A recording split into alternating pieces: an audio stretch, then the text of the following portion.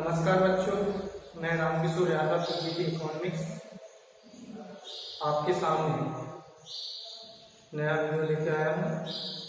आशा करता हूँ कि आपको ये वीडियो पसंद आएगा और निवेदन करता हूँ मैं सभी से कि मेरे YouTube channel RK Yadav economics classes को आप लाइक करें, बेल आइकन दबाएं, जिससे मेरे आने वाले वीडियो की इंफॉर्मेशन आप तक शीघ्र पहुंच सके।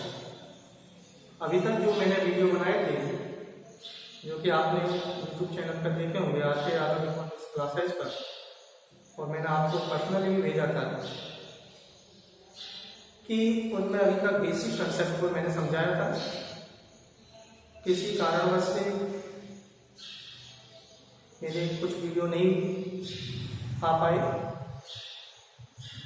आज हम व्यष्टि अर्थशास्त्र के संदर्भ में उपभोक्ता के व्यवहार का सिद्धांत पढ़ेंगे कि एक उपभोक्ता कैसा व्यवहार करता है।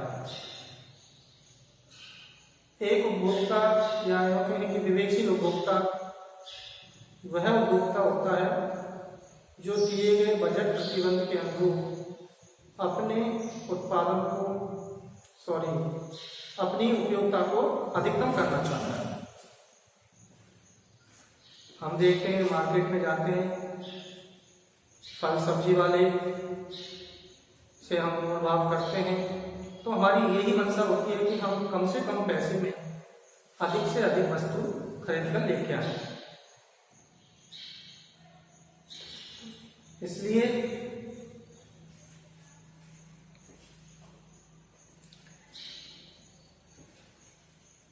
अर्थशास्त्र हमें ये बताती है कि एक उपभोक्ता को अपने दिए गए बजट प्रतिबंध के अनुरूप अपनी उपयोगिता को अधिकतम कैसे करना चाहिए, इसके संदर्भ में दो अप्रोच आती है, विचारधाराएं आती हैं।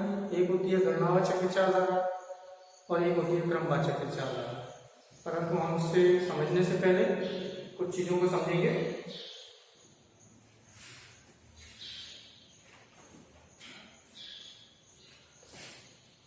एक विवेकशील उपभोक्ता कौन होता है?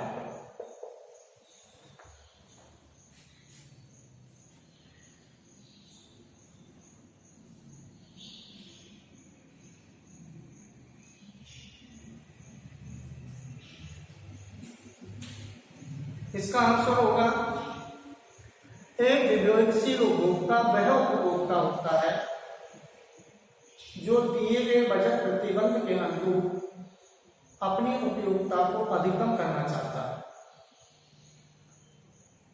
विवेकशील उपभोक्ता के संदर्भ में अगर हम उसकी विशेषताओं को समझें तो नंबर 1 लिख सकते हैं, एक विवेकशील उपभोक्ता अपनी उपभोक्ता वह है जो दिए गए बजट प्रतिबंध के आधार पर अपनी उपयोगिता को अधिकतम करना चाहता है। दिया गया बजट प्रतिबंध से क्या मतलब है? क्योंकि हमारे पास जो बजट है, जो आय है, वो फिक्स है और उस आय हमारी बढ़ नहीं सकती जितनी। जैसे सपोज कि मैं एक टीचर हूँ, मेरी मासिक आय सपोज के 50,000 रुपए है तो 50,000 से ज्यादा तो मेरा बढ़ नहीं सकता मंथली। तो इसी 50,000 में मैं इसको किस प्रकार से खर्च करूं, मुझे मेरा बजट प्रतिबंध दिया हुआ है ये 50,000, और इस 50,000 आय के आधार पर मैं अपनी जितनी भी आवश्यकताएं हैं उनको अधिक से अधिक कैसे पूरा कर सकता हूं। तो इस बात को सोचने वाला एक विवेकशील उपभोक्ता होता है। एक विवेकशील उपभोक्ता के लिए विशेषताओं में अपन रखेंगे दूसरा नंबर, ये तो इसकी परिभाषा हुई।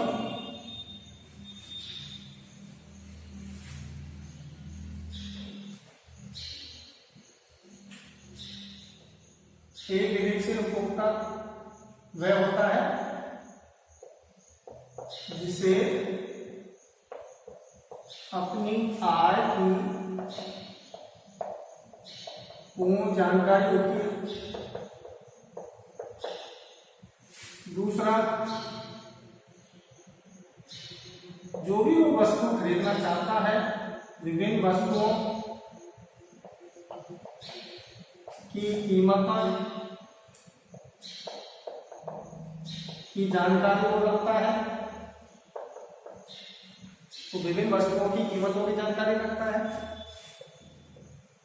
तीसरा, इसमें जब भी कोई भी कंसेप्ट अगर हम समझते हैं व्यष्टि अर्थशास्त्र की, तो कुछ एग्जम्पशंस मान्यताएं हम लेके चलते हैं।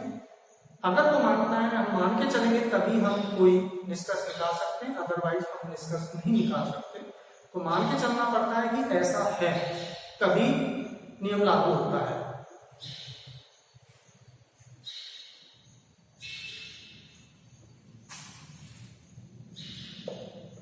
उपलब्ध विकल्पों की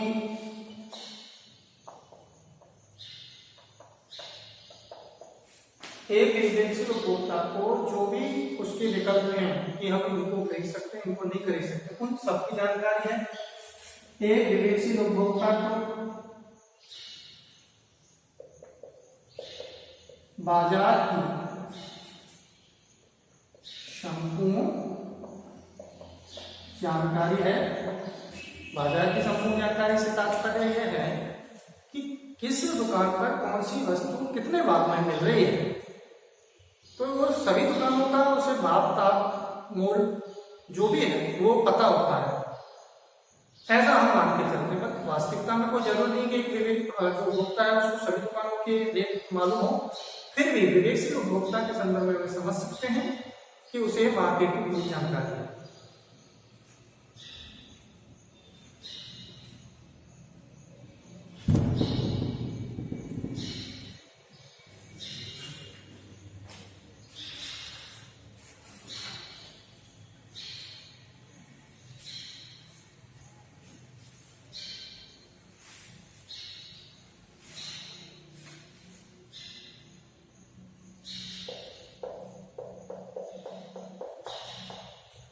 अभी मैंने विवेकशील उपभोक्ता के संदर्भ में बताया कि एक विवेकशील उपभोक्ता अपनी उपयोगिता को अधिकतम करना चाहता है। तो उपयोगिता क्या है?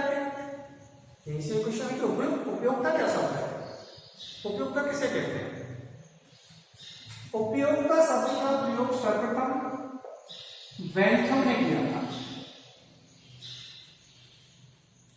जो कि 18वीं शताब्दी में उपयोगिता शब्द का प्रयोग सर्वप्रथम बेंथम ने किया था। और उन्होंने बताया कि किसी वस्तु में निहित तुष्टि गुण को उसकी उपयोगिता कहते हैं। जैसे मुझे भूख लग रही है और मैंने चपातियां या रोटियां खाई, तो रोटी में जो गुण है मेरी भूख को मिटाने का, वो तुष्टि गुण ही उपयोगिता है। तो उपयोगिता की परिभाषा लिख सकते हैं, किसी वस्तु में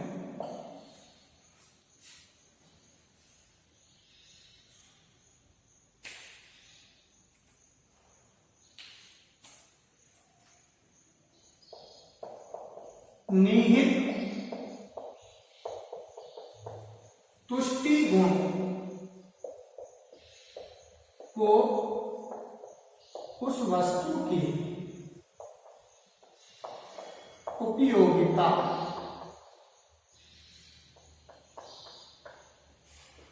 कहते हैं। पानी में प्यास बुझाने की गुण मौजूद होता है, वो तुष्टि गुण पानी की उपयोगिता हो जाएगी प्यास के संदर्भ में।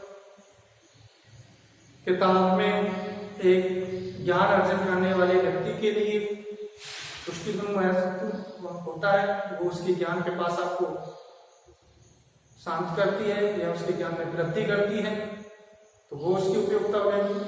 तो उपयोगिता शब्द सर्वप्रथम बेंथम ने इसका यूज किया था और उन्होंने बताया कि किसी वस्तु में निहित तुष्टि गुण को उस वस्तु की उपयोगिता कहते हैं। 2 नंबर का क्वेश्चन आपको रख सकते हैं।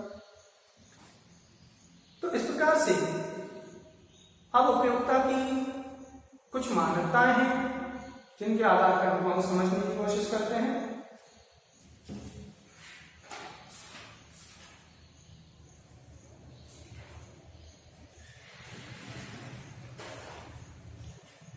उपयोगिता की विशेषता।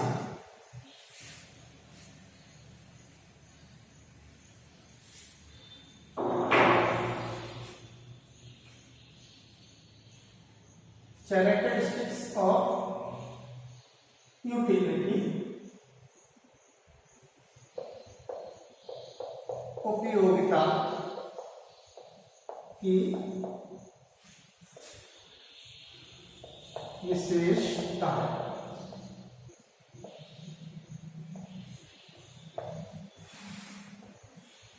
यूटिलिटी की क्या विशेषता है? नंबर 1,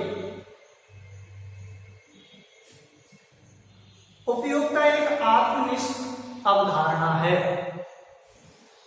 यानी कि ये मानने पर निर्भर करती है कि किसी चीज से उपयोगिता मिल रही है। हम मान के रह रहे थे हमें उससे उपयोगिता मिल रही है। आत्मनिष्ठ यानी कि एक मन के मानने की अवधारणा है। दूसरा, उपयोगिता का नैतिकता से कोई संबंध नहीं होता, मॉरलिटी से उपयोगिता का कोई संबंध नहीं होता है। इसका मीनिंग क्या है कि एक शराबी शराब पीता है, उसे बेटर फील होता है, तो मान के चलते हैं कि शराबी के लिए उसे शराब की उपयोगिता मिलती है, पर वास्तव में शराब जो है नुकसान करती है। तो नैतिक दृष्टि से शराब पीना गलत है, परंतु शराबी में ये मान के चलता है कि मुझे इससे बेटर फील हो रहा है, तो उसको उपयोगिता मिलती है। जबकि एक शराब न पीने वालों को शराब से कोई उपयोगिता नहीं मिलती है। ऐसे ही दूध पीना अच्छा है, एक दूध पीने वाले के लिए दूध की उपयोगिता है और नैतिकता की दृष्टि से भी अच्छा है, परंतु एक शराबी जो दूध नहीं पीता है तो उसके लिए उस दूध की कोई उपयोगिता नहीं है। तो इसका अर्थ है कि किसी व्यक्ति की किसी चीज से जो संतुष्टि होती है, चाहे वो अच्छी है बुरी, इससे इसका कोई लेना देना नहीं है। तो नैतिकता से उपयोगिता का कोई संबंध नहीं है, बस आवश्यकता की पूर्ति होनी चाहिए। वो आवश्यकता की पूर्ति करने वाली वस्तु उसके लिए उपयोगी होती है, चाहे वो बेकार है या अच्छी है। तो इसी संदर्भ में अपन समझ सकते हैं। अगला पॉइंट, उपयोगिता एक अमूर्त अवधारणा है, यानी कि दिखाई नहीं देती है कि हाँ साहब हमें उपयोगिता मिल रही है, देखिए आगे वहां से आगे, ऐसा नहीं। ये मन की विचारधारा पर है, मन के मानने पर है, ये किसी आकृति में नहीं है। तो उपयोगिता एक अमूर्त अवधारणा है, इसकी एक विशेषता हो जाएगी।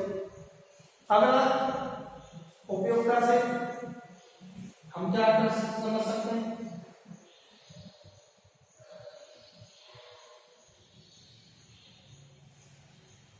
उपयोगिता का संबंध लाभहानि से भी नहीं होता है।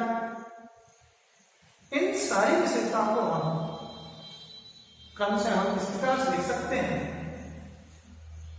नंबर 1, उपयोगिता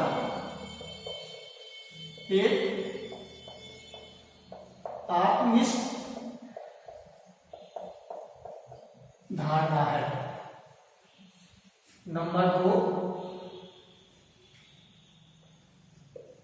उपयोगिता का संबंध नैतिकता से नहीं। तीसरा, उपयोगिता का संबंध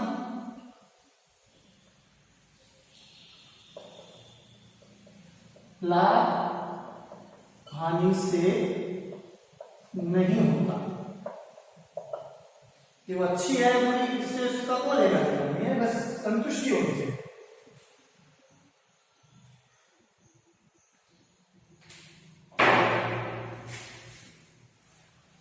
अगला बात करते हैं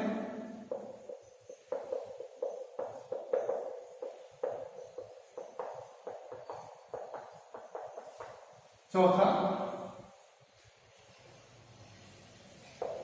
उपयोगिता एक अमूर्त अवधारणा है।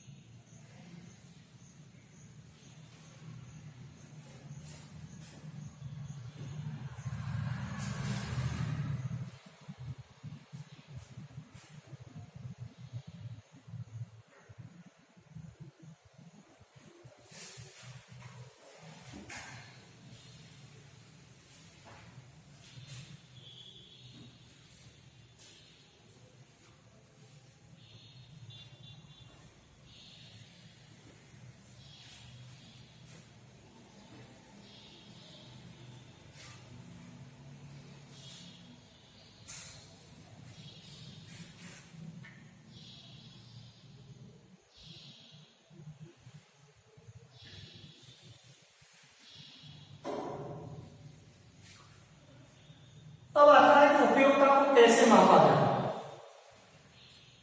वास्तविक रूप में देखा जाए तो उपयोगिता को हम माप नहीं सकते, पर अर्थशास्त्रियों ने इसे मापने का प्रयास किया और इसके संदर्भ में दो विचारधाराएं आती हैं,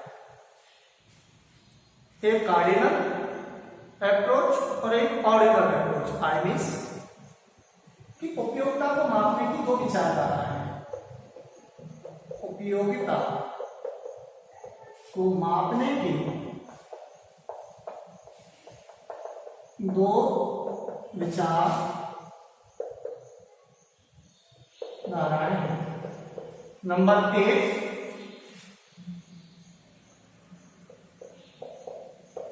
गणनावाचक विचारधारा या अवधारणा।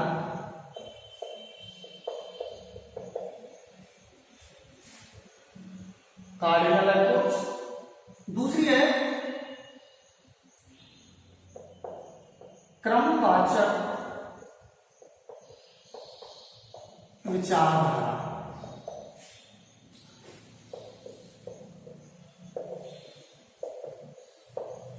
ऑर्डिनल अप्रोच और कार्डिनल अप्रोच।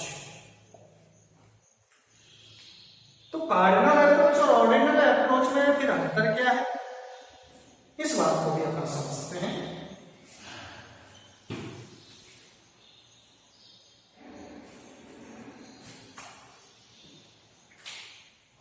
कि गणनावाचक विचारधारा के समर्थकों में, जो कि प्रमुख रूप से गोसेन, वालरा, जेवेंस, मार्शल आदि आते हैं, इनका मानना था कि जिस प्रकार से भौतिक वस्तुओं को मापा जा सकता है, ठीक वैसे ही गणनावाचक विचारधारा के अंतर्गत उपयोगिता को मापा जा सकता है, और उपयोगिता को यूटिल्स के रूप में मापते हैं। किसके रूप में मापते हैं? यूटिल्स के रूप में।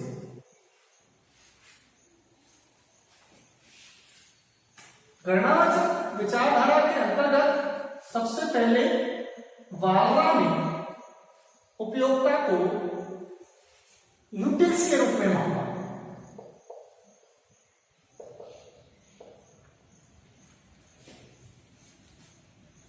कि जैसे हम देखते हैं कि मैंने शुरू में एक सेब खाया तो मैंने माना कि मुझे संतुष्टि हुई है, वो 20 यूटिल्स के बराबर है। दूसरा सेब खाया तो पहला जो सेब खाता हूँ उसकी तुलना में दूसरा सेब उतना कारगर नहीं होता है, तो दूसरे सेब से मुझे सपोज ये 12 यूनिट्स मिलती है। और इन्होंने बताया यहीं से अपने रासमल सीमांत उपयोगिता का नियम भी लागू होगा कि जैसे जैसे वस्तुओं का उपभोग बढ़ाते जाते हैं वैसे वैसे अगली जो इकाई है जिसका उपभोग कर रहे हैं उससे प्राप्त जो सीमांत उपयोगिता है वो घटती जाती है। ये हम डिमिनिशिंग मार्जिनल यूटिलिटी लॉ में पढ़ेंगे, सीमांत उपयोगिता ह्रास नियम में। परंतु मैं बताना चाहूंगा तो गणनावाचक विचारधारा के अनुसार उपयोगिता को मापा जा सकता है और मापने की इकाई यूनिट्स है। बाद में मार्शल ने बताया कि उपयोगिता को मुद्रा के रूप में मापा जा सकता है। तो यहीं से क्वेश्चन बन सकता है कि गणनावाचक विचारधारा के अनुसार उपयोगिता को यूटिल्स में किसने मापा, तो आप आंसर दे सकते हैं बालरा ने। दूसरा क्वेश्चन बन सकता है गणनावाचक विचारधारा के अनुसार उपयोगिता को मुद्रा के रूप में किसने मापा है, तो इसका आंसर होगा मार्शल। मार्शल ने कहा कि एक उपभोक्ता किसी वस्तु की जितनी मुद्रा देने के लिए तैयार है वह उस वस्तु की उपयोगिता के बराबर होती है। जैसे मैं बाजार में जाता हूं और सेब खरीदता हूं, सेब वाला कहता है कि सेब 200 रुपए किलो है और मुझे लगता है कि सेब इतने महंगे हैं, मैं इसको नहीं, इसका मतलब मेरे लिए 200 रुपए के बराबर उसकी उपयोगिता नहीं है और मोल भाव करके भी मैं उसके 120 रुपए देता हूं। तो इसका अर्थ हुआ कि 1 किलो सेबों से मेरे लिए जो उपयोगिता मिल रही है वो 120 रुपए के बराबर है, तभी मैं 120 रुपए देने के लिए उसके लिए तैयार हूं। तो मार्शल कहते हैं कि एक उपभोक्ता किसी वस्तु की जितनी मात्रा मुद्रा की देता है वह उसकी उपयोगिता के बराबर होती है। और इसी आधार पर हम मांग वक्र का ड्रॉ भी रासमल सीमांत उपयोगिता नियम के आधार पर करते हैं। तो उपयोगिता वक्र से हम मांग वक्र भी ड्रॉ करेंगे जो कि आगे का पार्ट है। 23 मिनट होगा।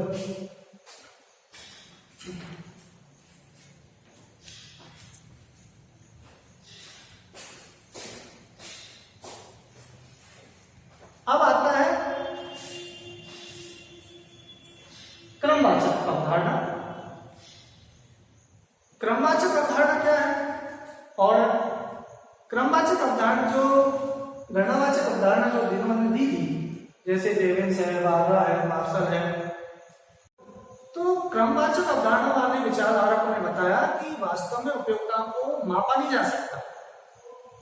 अगर हम उसको मापते हैं तो जिस प्रकार से चाहे कोई भी व्यक्ति 1 लीटर दूध को मापे तो 1 लीटर दूध ही होता है, 1 मीटर कपड़े को मापे, चाहे मैं मापूं चाहे दूसरा मापे या तीसरा मापे तो 1 मीटर ही होता है। परंतु उपयोगिता के संदर्भ में ऐसा नहीं है कि एक व्यक्ति जैसे दूध पीने वाला है उसके लिए उसकी उपयोगिता अधिक हो सकती है और एक दूध नहीं पीता है उसके लिए उसकी कोई उपयोगिता नहीं है। एक शराब पीने वाले के लिए शराब की उपयोगिता हो सकती है और न पीने वाले के लिए उसकी कोई उपयोगिता नहीं है, जबकि वस्तु वही है। तो फिर एक वस्तु की भिन्न भिन्न उपयोगिताएं कैसे हो सकती हैं? इसलिए उपयोगिता को सही अर्थों में मापना गलत है। तो गणनावाचक विचारधारा की यहाँ आलोचना होती है इस संदर्भ में। और दूसरी कंसेप्ट आती है गणनावाचक के स्थान पर क्रमवाचक। क्रमवाचक विचारधारा में इन्होंने बताया जिसमें कि आप एक इनके विचारधारा को में Higgs, Allen, Ashworth, Fisher, Pareto और स्लेट्स। तो हिग्स, एलन, पेरेटो, स्लेट्स आदि अर्थशास्त्रियों ने बताया कि हम उपयोगिता को माप नहीं सकते बल्कि उनको प्राथमिकता के क्रम में उनकी उपयोगिता के आधार पर उनको क्रम में रख सकते हैं, एक ऑर्डर में रख सकते हैं। तो एक क्रमवाचक अवधारणा जैसे कि फॉर एग्जाम्पल के लिए मुझे कोई ज्यादा अच्छी वस्तु लगती है तो मैं उसे पहली प्राथमिकता दूंगा, तो फर्स्ट ऑर्डर में रखूंगा। उससे कम जो अच्छी लगती है उसको सेकंड ऑर्डर में रखूंगा, उससे और कम लगती है तो उसको थर्ड ऑर्डर में रखूंगा। जैसे कि मुझसे पूछी जाए कि आप सेब लेंगे या केला, तो मैं कहूंगा कि सेब। क्यों? क्योंकि सेब मुझे ज्यादा अच्छा लगा। उनसे कितनी उपयोगिता मिल रही है ऐसा नहीं, बस उनको प्राथमिकता के क्रम में, ऑर्डर क्रम में हम रखते हैं, तो उनके अब संतुष्टि मुझे सेब से ज्यादा मिलती है। अब कितनी ज्यादा संतुष्टि मिलती है इसकी गणना नहीं कर सकते। तो ये क्रमवाचक विचारधारा के जो अर्थशास्त्री थे, जिसमें कि आपके हिग्स है, एलन है, एल्सवर्थ है, फिशर है, पेरेटो है, स्लेट्सकी, तो इन्होंने बताया कि हम उपयोगिता को माप नहीं सकते, उसे क्रम में रख सकते हैं। और इसी संदर्भ में उन्होंने तटस्थता वक्र का जो है हवाला दिया, और तटस्थता वक्र के आधार पर उन्होंने इसका एनालिसिस किया। अपन इसको आगे पढ़ेंगे। अभी अपन पहली नजर गणनावाचक उपयोगिता विश्लेषण और इसकी विशेषता, साथ में इसकी जो थ्योरी है और इससे संबंधित जो रिलेटेड जो विभिन्न नियम है, जो कि गॉसेन के नियम, जो कि गॉसेन के 3 नियम है, ह्रासमान सीमांत उपयोगिता का नियम है, समसीमांत उपयोगिता का नियम है आदि, तो इनको हम इस टॉपिक में रखेंगे।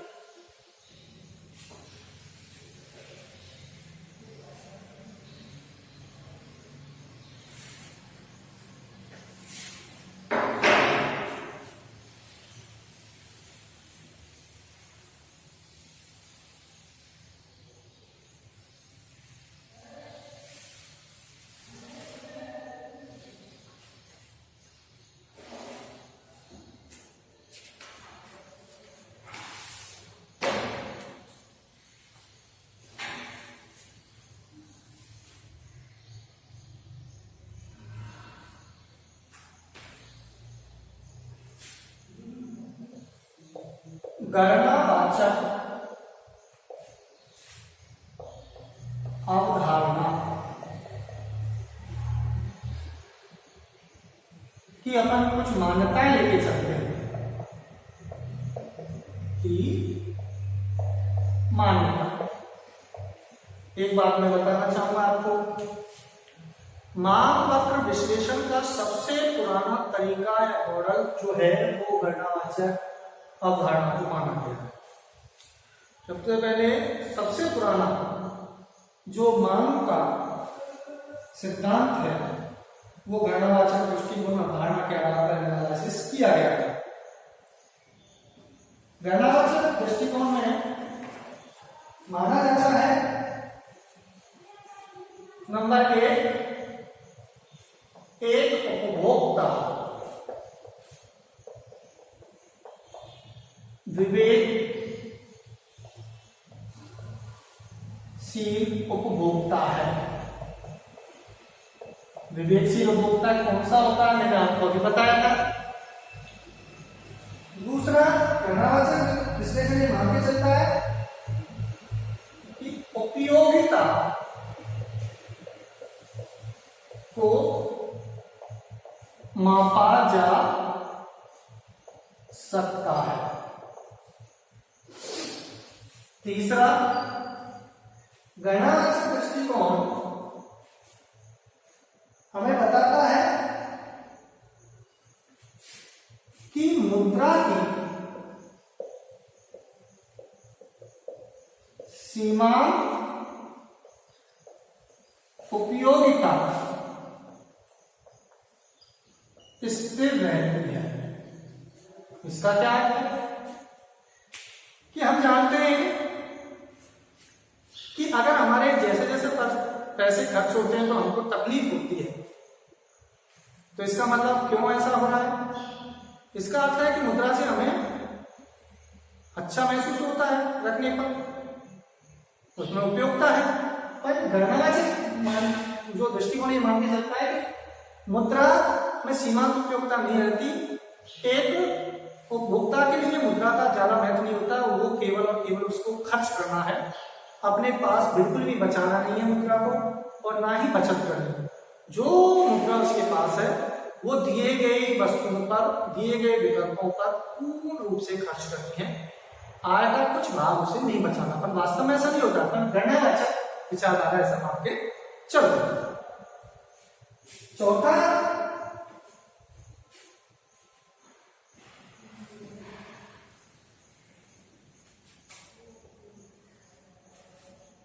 इसमें अपन ले सकते हैं कि गणना वाचक अवधारणा में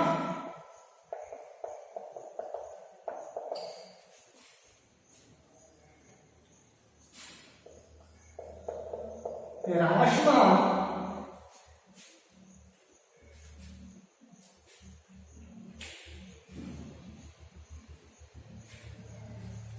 सीमांत उपयोगिता नियम लागू होता है। ह्रासमान सीमांत उपयोगिता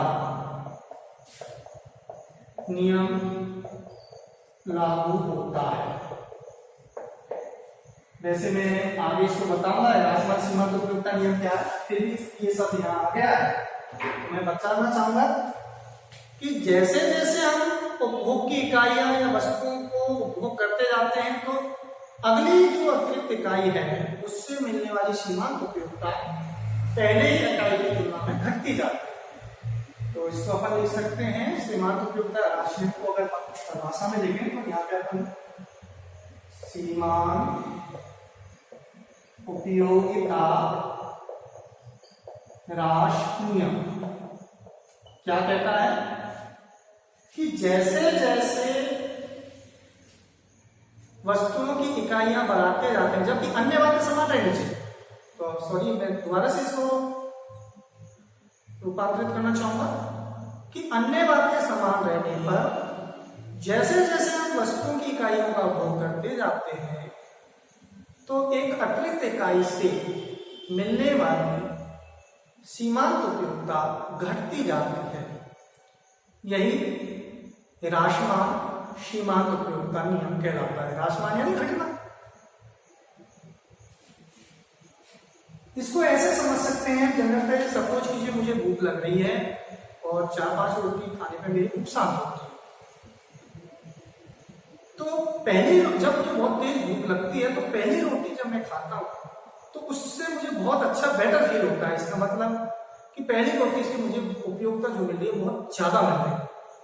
फिर जैसे ही मैं दूसरी रोटी खाना शुरू करता हूं तो पहली रोटी की तुलना में दूसरी रोटी जब मैं खाता हूं तो उतना अच्छा नहीं लगता जितना कि पहली रोटी खाने पे लगता है, क्योंकि पहली रोटी से कुछ भूख मेरी शांत हो गई थी। फिर तीसरी रोटी जब मैं खाऊंगा तो पहली और दूसरी रोटी की तुलना में तीसरी रोटी से जो मेरी संतुष्टि मिलती है वो कम होगी पहली और दूसरी रोटी की तुलना में। और जैसे जैसे मैं अपना उपभोग बढ़ाता हूँ, रोटी का उपयोग करता हूँ, उनका यूज करता हूँ, तो मेरी भूख शांत होती जाती है और एक स्थिति आती है कि मेरी संतुष्टि हो जाती है। उसके बाद मैं रोटी अगर कोई देना चाहे तो मैं उनको नहीं खाऊंगा, क्योंकि मुझे फायदे के स्थान पर लॉस होने लगता है। तो यही सीमांत उपयोगिता राशि की विशेषता है कि जैसे जैसे हम वस्तु का उपभोग बढ़ा रहे हैं तो हमारी जो संतुष्टि है वो धीरे धीरे कम होने लगती है। यही राशि सीमांत उपयोगिता नियम में बताता है। तो गणनावाचक अवधारणा की कंसेप्ट ह्रासमान सीमांत उपयोगिता को लेकर है कि इसमें ह्रासमान सीमांत उपयोगिता का नियम लागू होता है जब ये अवधारणा लागू होती है। और इसमें मैंने एक बताया कि अन्य बातें समान रहे, यानी कि उपभोग का समय नहीं बदलना चाहिए। अगर उपभोग का समय बदल जाएगा तो फिर नियम लागू नहीं होगा, ना ही यह अवधारणा स्पष्ट रूप से समझ में आएगा। सपोज कीजिए एक रोटी मैंने सुबह खा ली, एक रोटी दोपहर को खा ली, एक शाम को खा ली, तो आप कह नहीं सकते कि किस रोटी से ज्यादा उपयोगिता मिल रही है। तो हो सकता है कि पहले की तुलना में दोपहर में ज्यादा अच्छी लगे और दोपहर की तुलना में शाम को अच्छी लगे, परंतु चूंकि उसमें टाइम बदल गया, अन्य बातें समान नहीं रही, तो हमको यहाँ एक शब्द आवश्यक रूप से लिखना है परिभाषा में कि अन्य बातें समान रहे, यानी कि हमें जो उपभोग का जो समय है वो लगातार रहना चाहिए, उसमें गैप नहीं होना चाहिए, तभी ये नियम लागू होगा।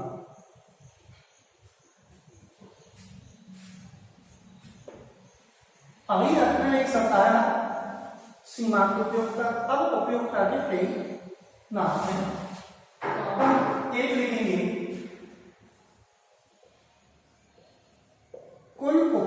उपयोगिता, टोटल यूटिलिटी, कुल उपयोगिता टोटल यूटिलिटी। कोई वस्तु एक्स से मान लेते हैं, एक्स यानी कि एक्स के स्थान पर सेब भी हो सकता है, एक्स के स्थान पर रोटी भी हो सकती है, एक्स के स्थान पर केला भी हो सकता है, जो भी है। तो जनरल वस्तु अपन कोई एक लेके चल रहे हैं, तो कुल उपयोगिता क्या है?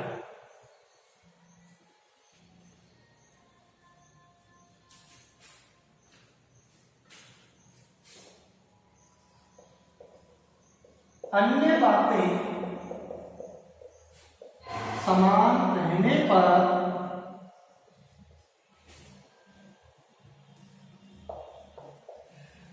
किसी वस्तु की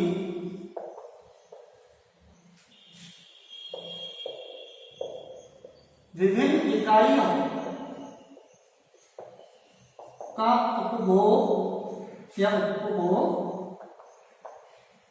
करने पर जो कुल संतुष्टि प्राप्त होती है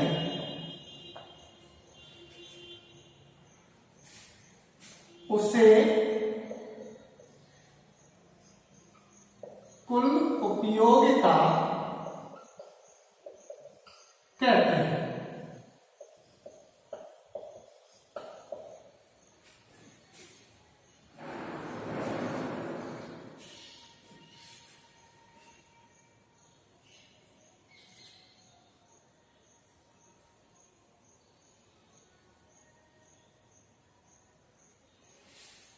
अर्थात अन्य बातें समान रहने पर, यानी कि दिए हुए समय में एक वस्तु की विभिन्न इकाइयों का उपभोग करने पर जो कुल संतुष्टि प्राप्त होती है उसे कुल उपयोगिता कहते हैं। मैथ में अगर इतनी परिभाषा लिखें, एक तरीका तो यह है, इसका मीनिंग क्या है वो हम समझते हैं।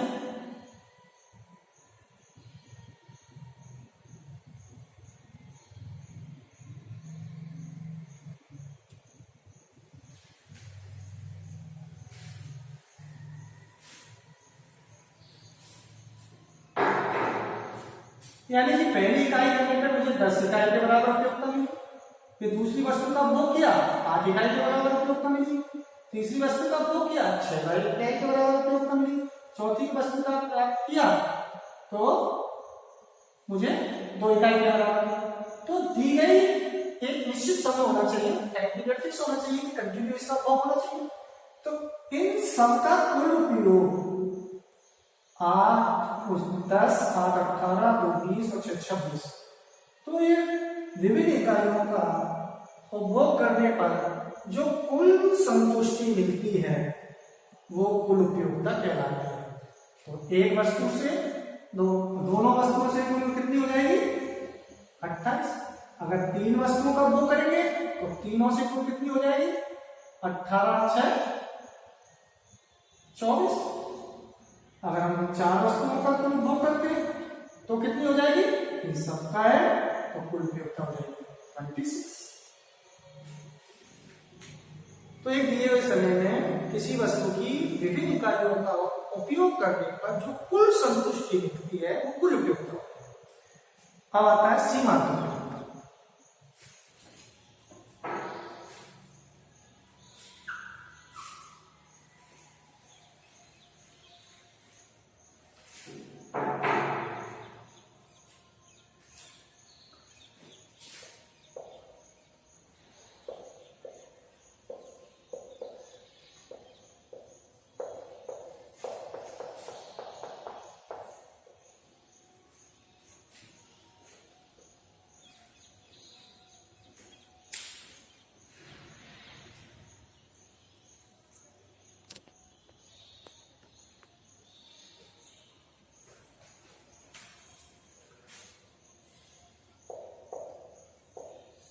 अन्य बातें समान रहने पर एक दिए हुए समय में किसी वस्तु की एक अतिरिक्त इकाई का उपभोग करने पर उपयोगिता में जो परिवर्तन आता है वह उस वस्तु की सीमांत उपयोगिता कहलाती है। इसको लिख सकते हैं, अन्य बातें समान रहने पर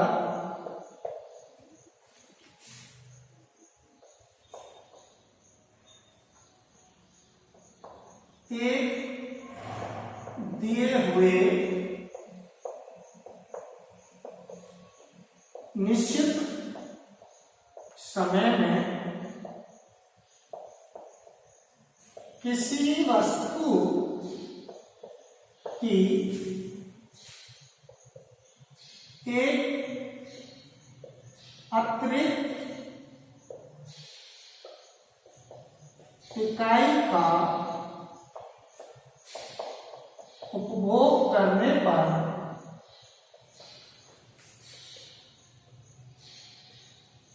कुल उपयोगिता में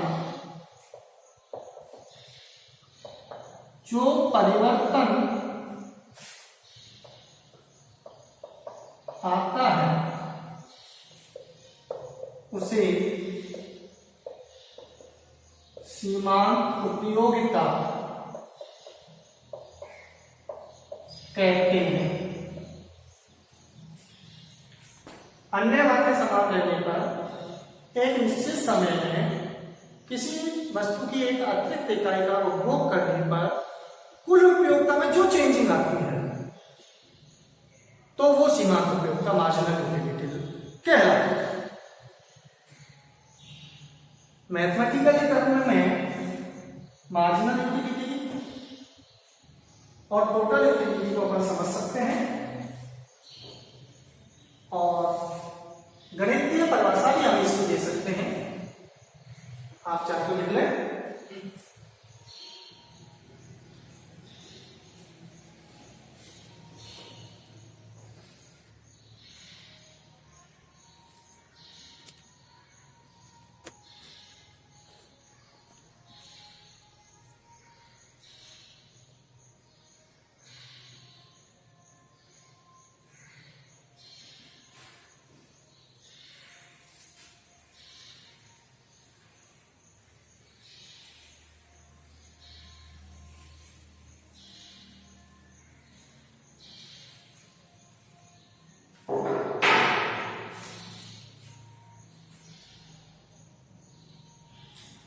गणितीय अगर परिभाषा हम ऐसे परिभाषा में गणितीय फॉर्म हो जाएगा total utility equal to summation marginal utility of X. ये कुल उपयोगिता की परिभाषा हो गई गणितीय रूप में।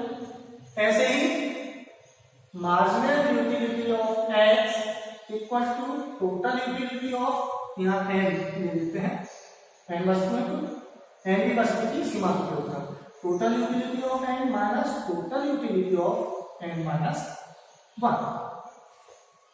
चाहे हमने अभी जो परिभाषाएं लिखी थी पहले वो लिखते, चाहे इस फॉर्म में लिखते। अगर समय नहीं है हमारे पास सीमांत उपयोगिता नियम की परिभाषा देखो तो परिभाषा लिखते हैं, या सीमांत उपयोगिता नियम को समझो तो अपन इसको लिख देंगे और कुल उपयोगिता नियम तो ये लिख सकते हैं। गणितीय रूप में इसकी परिभाषा इनको हम यहाँ पे की सहायता से समझेंगे।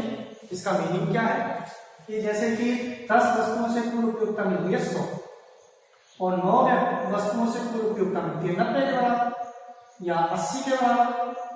कुल सभी 9 वस्तुओं से 80 के बराबर और 10वीं वस्तु का उपभोग करने पर कितनी मिली, तो यहाँ कुल 10 वस्तुओं से कितनी हो गई 100। 9 इससे ठीक पहले 9 वस्तुओं की कितनी हो गई 80। तो 10वीं वस्तु से कितनी मिली, तो n की वैल्यू 10, तो इसका अंतर कितना हो गया 20। यानी कि जो 10वीं वस्तु थी n यानी कि 10 मिली, तो ये जो उपयोगिता है ये सीमांत उपयोगिता। तो कुल उपयोगिता में अंतर कितना आ गया, तो 9 वस्तुओं का उपभोग करने पर तो 80 वस्तु के बराबर 80 इकाई के बराबर उपयोगिता मिल रही थी और 10 वस्तुओं का उपभोग करने पर 100 वस्तु के बराबर उपयोगिता मिली। तो 10वीं वस्तु का उपभोग करने पर कुल उपयोगिता में कितना अंतर आया, वो आया 20। तो यही सीमांत उपयोगिता, इसको अपन टेबल और डायग्राम की सहायता से समझते हैं, फिर अपन आगे चलते हैं।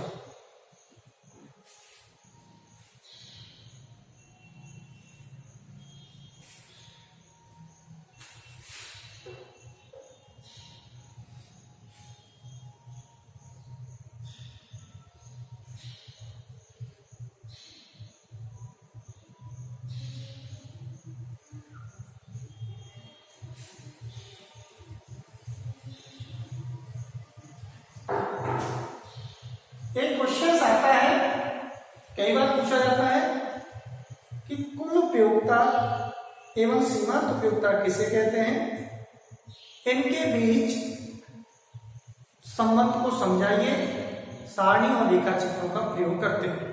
तो अपन अब सीमांत उपयोगिता और कुल उपयोगिता में आपसी संबंध को समझेंगे।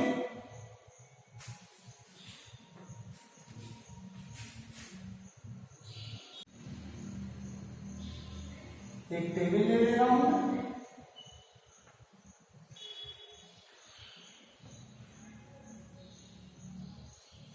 यहाँ एक्स वस्तु हो गई, यहाँ टोटल यूटिलिटी ऑफ एक्स हो गई, यहाँ मार्जिनल यूटिलिटी ऑफ एक्स हो गई। तो पहली वस्तु मान लेते हैं, सपोज कीजिए जब हम कोई वस्तु का भोग नहीं करें तो कुल उपयोगिता सीमांत उपयोगिता 0 है।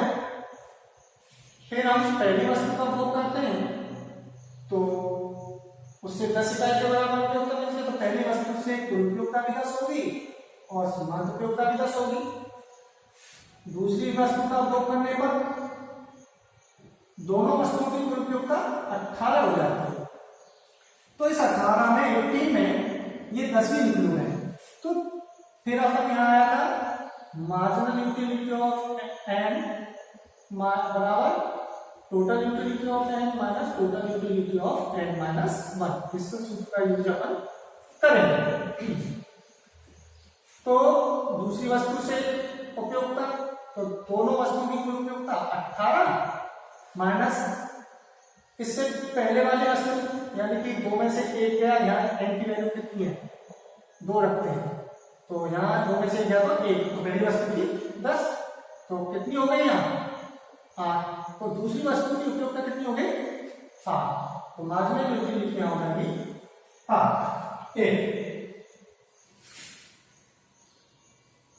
फिर तीसरी वस्तु का उपयोग करने पर कुल उपयोगिता, तो माना कि तीनों वस्तुओं से कुल उपयोगिता 24 मिल रही है, तो तीसरी वस्तु से, तो यहाँ एन कितनी है, कुल वस्तु कितनी है 3, तो मार्जिनल यूटिलिटी ऑफ 3 यानी तीसरी वस्तु की उपयोगिता क्या होगी, इसको ज्ञात करने के लिए total utility of 3 minus total utility of 2।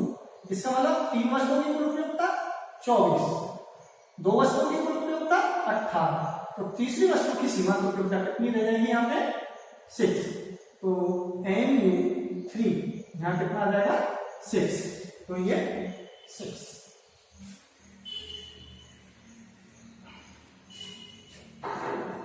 उन्हें चौथी वस्तु का उपयोग करते हैं, तो चौथी वस्तु 4 वस्तुओं से कुल उपयोगिता आपको मिलती है 28, तो चौथी वस्तु से कितनी मिली सीमांत उपयोगिता, तो NU4 माइनस बराबर equal to total utility of 4 minus total utility of 3 में, तो 4 वस्तुओं से कुल उपयोगिता कितनी मिली है 28, 3 वस्तुओं से कुल उपयोगिता कितनी मिली थी 24, तो चौथी वस्तु से जो सीमांत उपयोगिता मिली वो कितनी मिली, तो यह आ जाएगा आपका 4, तो यहाँ लिखेंगे 4।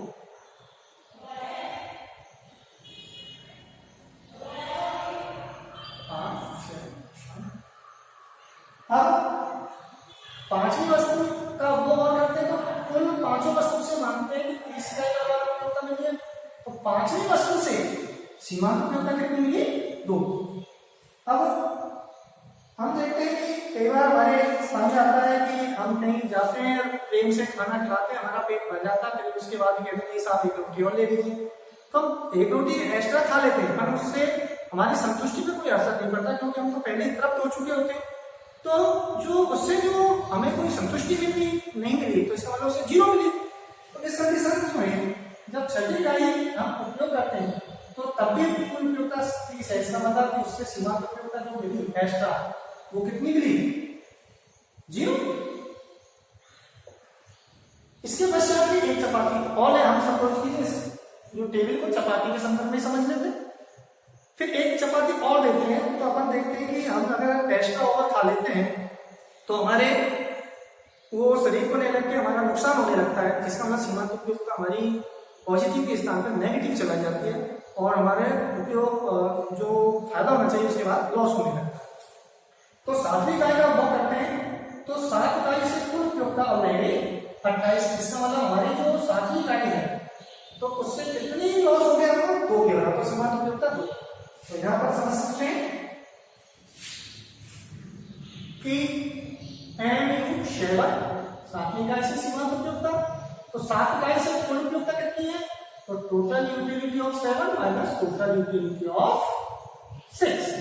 तो 7वीं इकाई 7 इकाइयों से कुल उपयोगिता आपने नहीं हमको 28, जबकि 6 इकाइयों का उपयोग करने में कुल उपयोगिता मिलती है 30। यहाँ ऐसा कम क्यों हो गया? जबकि क्योंकि हमारा फायदा होने के साथ में लॉस होने लगता है, तो यहाँ पे -2 हो गया। तो हमारी सीमांत उपयोगिता बढ़ने के स्थान पर क्या हो गया? अब 7वीं इकाई से जो सीमांत उपयोगिता मिलती है वो पॉजिटिव के स्थान पर नेगेटिव हो जाती है। तो जैसे जैसे हम वस्तु का उपभोग बढ़ाते जाते हैं, वस्तु से अतिरिक्त इकाई से मिलने वाली सीमांत उपयोगिता घटती जाती है। एक स्थिति आती है कि हमारी सीमांत उपयोगिता 0 हो जाती है, उसके बाद हम अगर उपभोग बढ़ाते हैं तो हमारी नेगेटिव पॉइंट में जाती है। तो अब हम इनको समझ सकते हैं। मैंने ये बताया टोटल यूटिलिटी ऑफ x ये इक्वल होती है सिग्मा mu(x). ये गणित की भाषा में कुल उपयोगिता की परिभाषा है। तो इस फॉर्म में भी दे सकता है।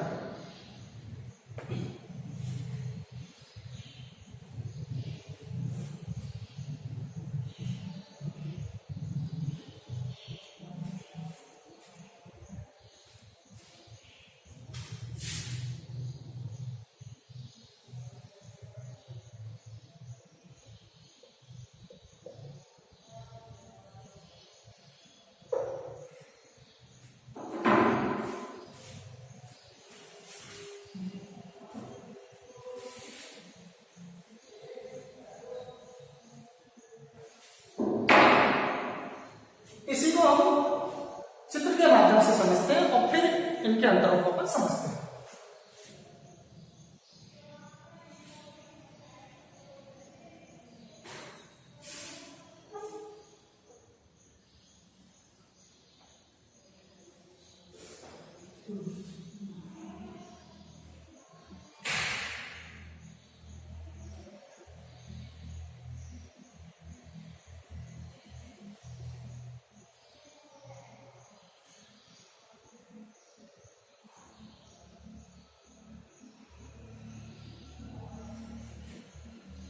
ये फर्स्ट है जो टोटल यूटिलिटी, यहाँ इकाइयां हैं, यहाँ पे इकाइयां हैं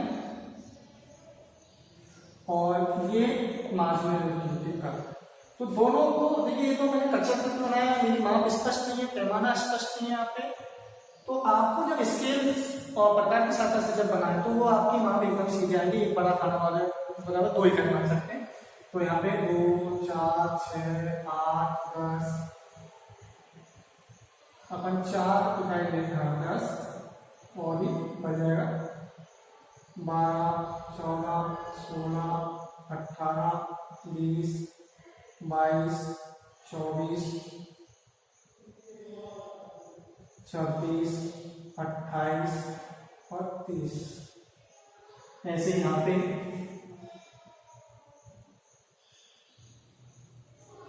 2, 4, 6, 8, 10, 12। तो हम देखते हैं यहाँ इकाइयों की संख्या ले लेंगे तो ठीक वैसे ही आना चाहिए सीधा। तो ये पॉइंट और ये पॉइंट एकदम सीधा होना चाहिए। ऐसे दूसरी इकाई और यहाँ पे भी सीधा होना चाहिए। ऐसे तीसरी इकाई और ये भी तीसरी इकाई बराबर। क्योंकि यहाँ पे रफली ले रहा हूँ मैं, इसलिए हो सकता है थोड़ी एरर आ जाए, थोड़ी त्रुटि रह जाए। तो हम पहली इकाई का जब उपयोग करते हैं तो कुल उपयोगिता कितनी थी हमारी 10। तो ये पहली इकाई है, इससे मिलने वाली उपयोगिता 10। और यहाँ पे भी हमारी सीमांत उपयोगिता भी कितनी है 10। जैसा कि आप टेबल में देख पा रहे हैं, 2 इकाइयों से उपयोगिता कितनी हो गई 18। तो सेकंड इकाई जो है हम देखते हैं, तो इससे कुल उपयोगिता 18 ग्राफ पेपर पे आप बनाएंगे इसको। और सीमांत उपयोगिता कितनी रहेगी, दूसरी इकाई से कितनी प्राप्त हुई है, पहली से अपन को 10 प्राप्त हुई है, तो दूसरी से 8। तो ये दूसरी इकाई यहाँ पे 8। फिर तीन इकाइयों से कुल उपयोगिता 24 हो गई है। तो यहाँ इकाई ले रहे हैं, इकाई एक्स अक्ष का है, ये वाई अक्ष है, ये एक्स अक्ष। एक्स अक्ष पे हम वस्तु की इकाई ले रहे हैं और वाई अक्ष पर उपयोगिता को। पहले चित्र में यहाँ कुल उपयोगिता को लिया है और सेकंड ठीक इसके नीचे वाले चित्र में हम सीमांत उपयोगिता को लेके चलते हैं। तो दूसरी इकाई से 18, तो यहाँ तीसरी इकाई से कुल 24 हो गई। तो तीसरी इकाई तो यहाँ पे 24 और इधर को तीसरी इकाई लेते हैं। देखिए पहली, दूसरी और तीसरी इकाई लेने में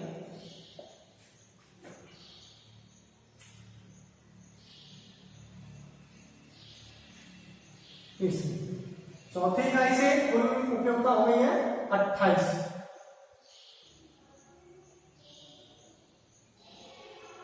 तो पहली, दूसरी, तीसरी, चौथी। तो चौथी से इधर को रह जाएगी, चौथी पे 4 पांचवी पर 2, इधर को यहाँ 2, एक छोटी में यहाँ, और यहाँ हो जाएगी 30 और छठी पे भी 30 और सातवीं पर यहाँ 28। तो इस प्रकार से कुल उपयोगिता का इस प्रकार से बनेगा। क्योंकि ये एक अच्छा चित्र है और सीमांत उपयोगिता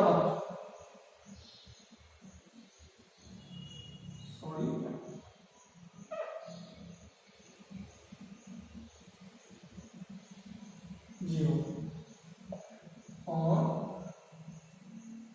ये -28 है।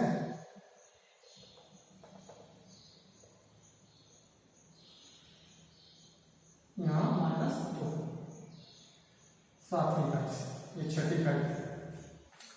तो हम देखते हैं कि जैसे जैसे वस्तुओं का उपभोग बढ़ाते जाते हैं तो कुल उपयोगिता बढ़ती जाती है और घटती दर से।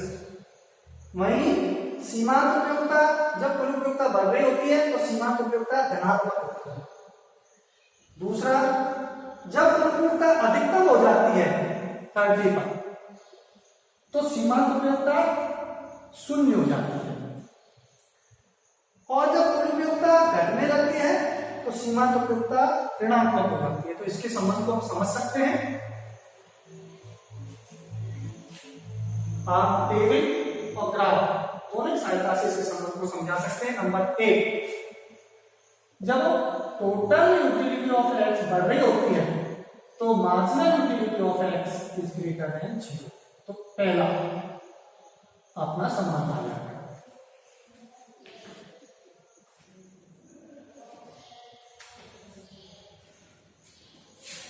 दूसरा, जब total utility of x maximum होती है, अधिकतम, तो मार्जिनल यूटिलिटी ऑफ एक्स कितनी हो जाती है 0। तीसरा संबंध, जब टोटल यूटिलिटी ऑफ एक्स ऋणात्मक होती है, नेगेटिव यानी घटने लगती है, घटती है, टोटल यूटिलिटी ऑफ एक्स जब घटती है तो मार्जिनल यूटिलिटी ऑफ एक्स कैसी हो जाती है ऋणात्मक। तो इसको अपन समझ सकते हैं इस चीज से कि जैसे नंबर 1 संबंध हो जाएगा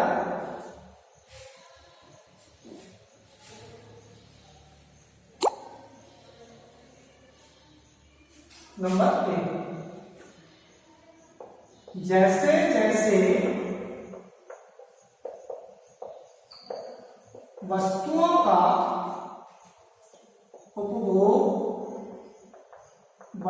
हैं तो कुल उपयोगिता बढ़ती है,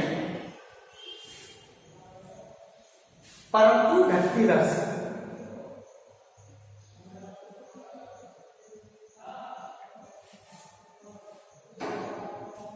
बढ़ती है परंतु